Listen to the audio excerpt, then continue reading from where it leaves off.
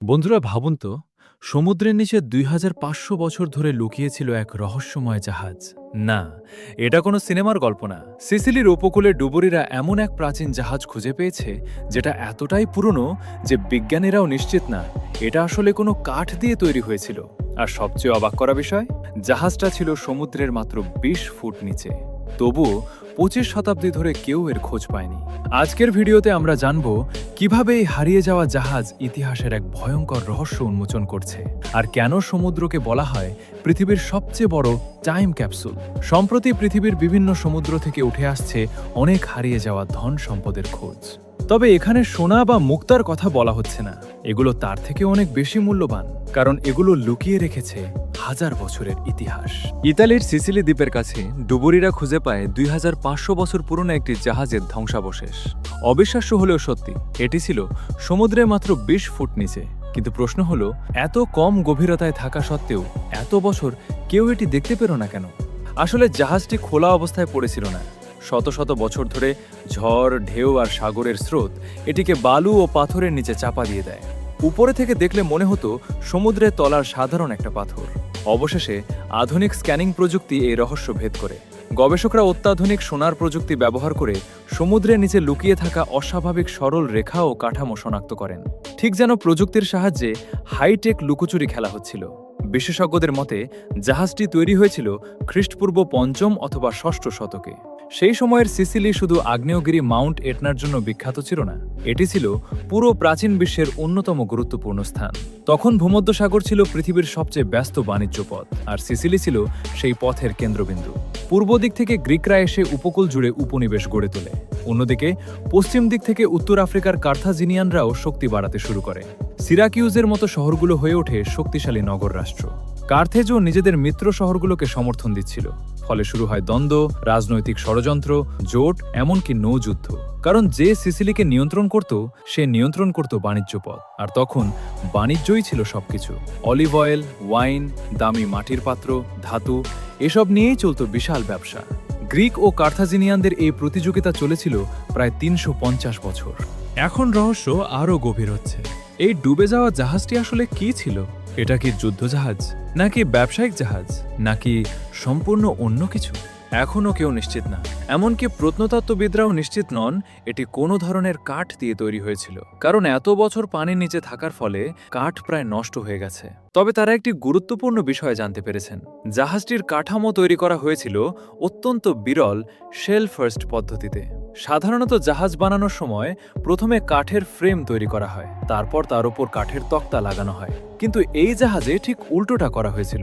প্রথমে কাঠের তক্তাগুলোকে একটার সাথে আরেকটা জোড়া লাগিয়ে বিশাল কাঠের ধাঁধার মতো আকৃতি তৈরি করা হয়। তারপর ভিতরে সাপোর্ট হিসেবে কাঠের পাঁজর বসানো হয়।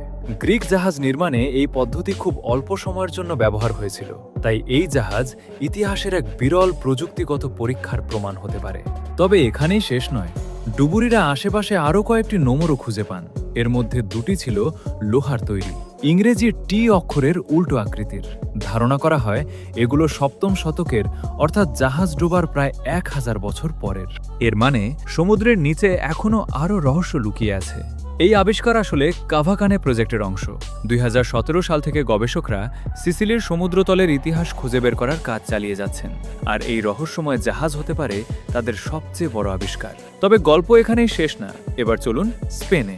স্পেনের মুর্সিয়া উপকূলে প্রত্নতত্ত্ববিদরা খুঁজে পান প্রায় একই ধরনের আরেকটি জাহাজ, ২৬০০ বছর পুরনো ফিনিশিয়ান জাহাজ মাজার রন ২।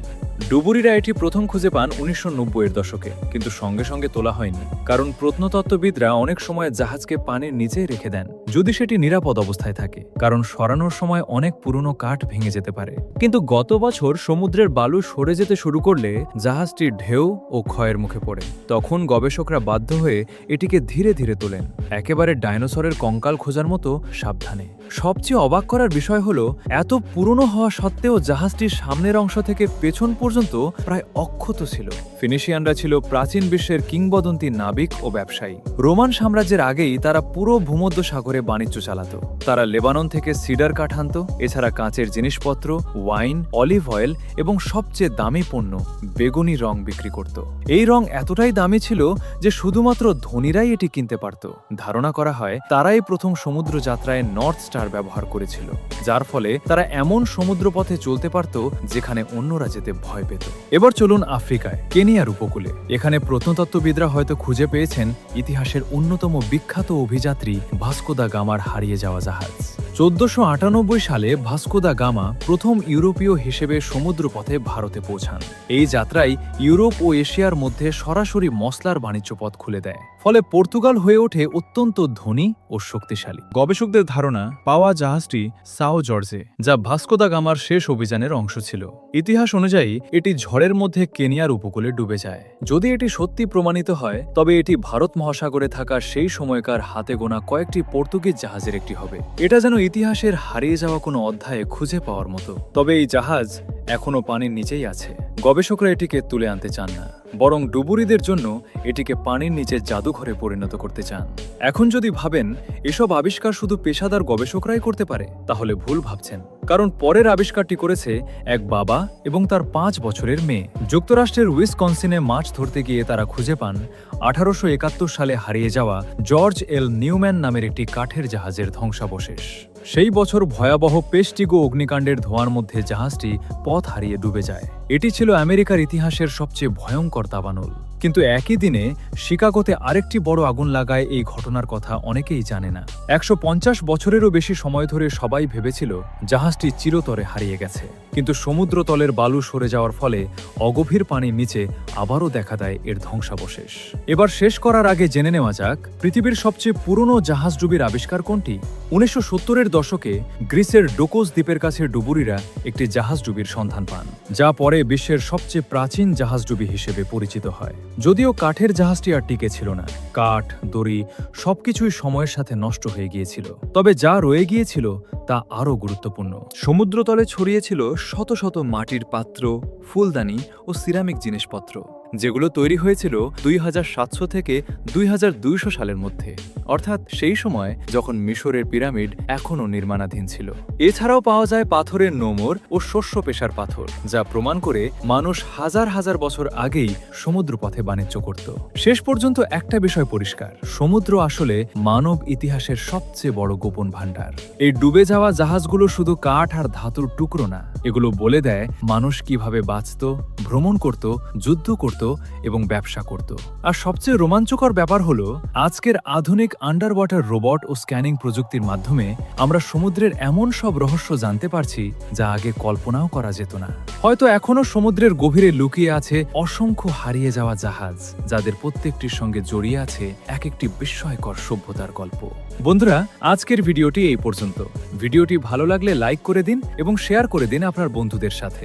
এরকমের রোমাঞ্চকর এবং ইনফরমেটিভ ভিডিও পেতে চ্যানেলটাকে সাবস্ক্রাইব করে আমাদের পাশেই থাকুন। দেখা হবে পরবর্তী ভিডিওতে। ততক্ষণ পর্যন্ত ভালো থাকুন, সুস্থ থাকুন। ধন্যবাদ।